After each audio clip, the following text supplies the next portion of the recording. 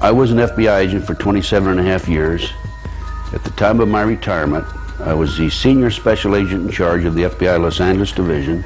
I have been qualified in the courts as an expert on cults and satanic ritual abuse. I have information from various sources that judges, law enforcement, prosecutors, attorneys, doctors, and many prominent individuals, including actors, actresses, professional football and baseball players, are involved in these type activities.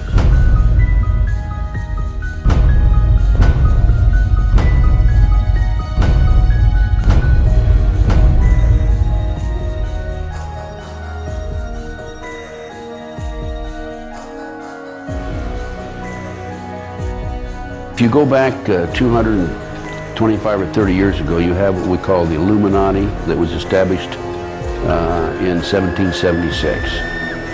And the goals of the Illuminati, this is all very well documented, are to take over the world.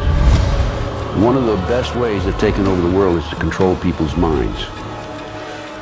So what's happening in America, and based on my research and my interviews with numerous individuals, is that the powers that be, the higher-ups, the people in the Illuminati, are using the satanic cults as a means and as a tool to condition individuals and to make them victims of the mind control, MK Ultra mind control program. There's probably close to 4 million practicing Satanists in the United States alone, based on my intelligence information.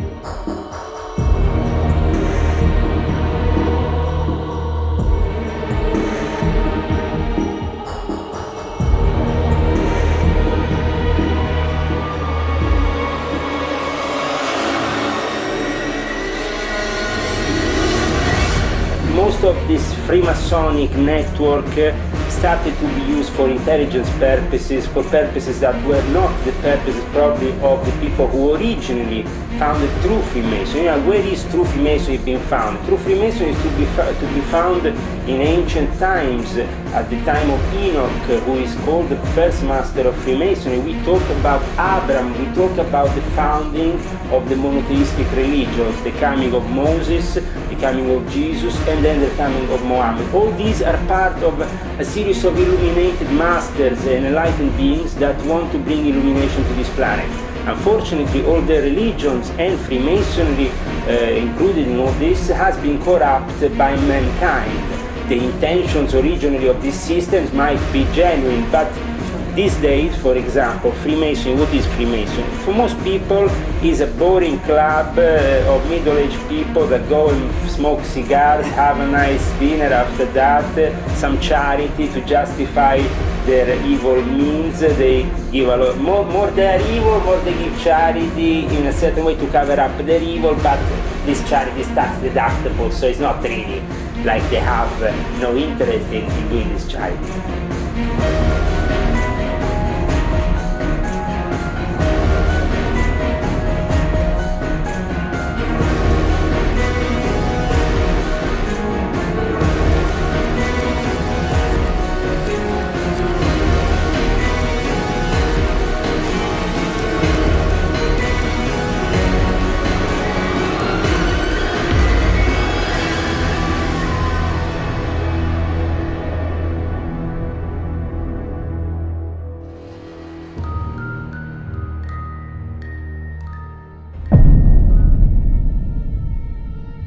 And in satanic ritual, one of the reasons they do it, one of them, is to create an energy environment through the way the ritual is conducted, which allows like a vibrational window or doorway to open, which allows these entities to enter the ritual.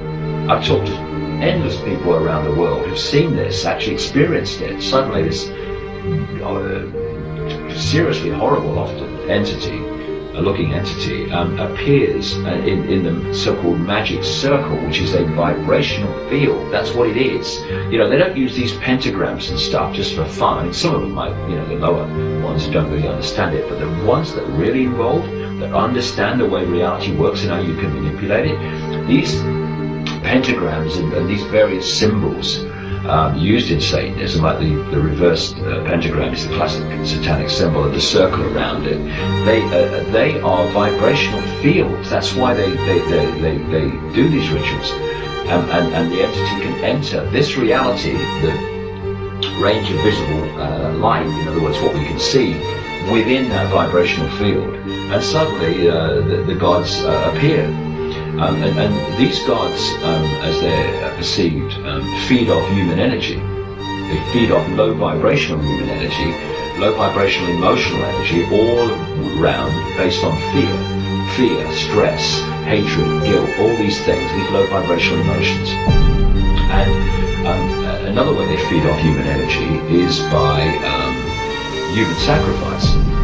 What they do in the sacrifice is they'll have the victim, and they go through this ritual, and they build up the ritual to gain maximum terror from the victim. So now there's a tremendous energy, not just of fear, but of absolute terror.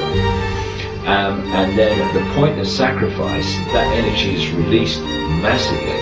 And these gods that are operating just outside human sight feed off that energy, because that terror, that low vibrational energy, represents the energy field that they are vibrating to, and therefore they can absorb that energy. They can't absorb the higher dimensional energies. They have to have low vibrational energies.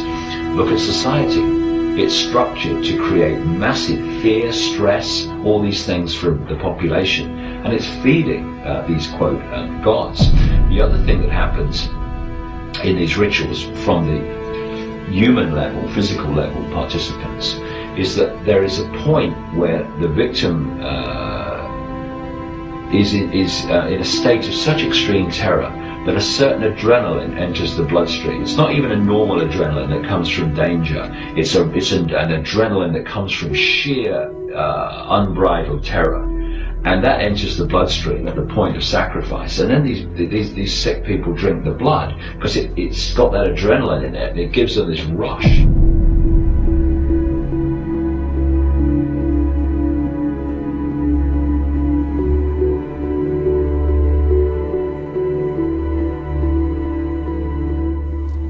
He said the supposed spirits of the dead that you're talking with are demon spirits. They're fallen angels.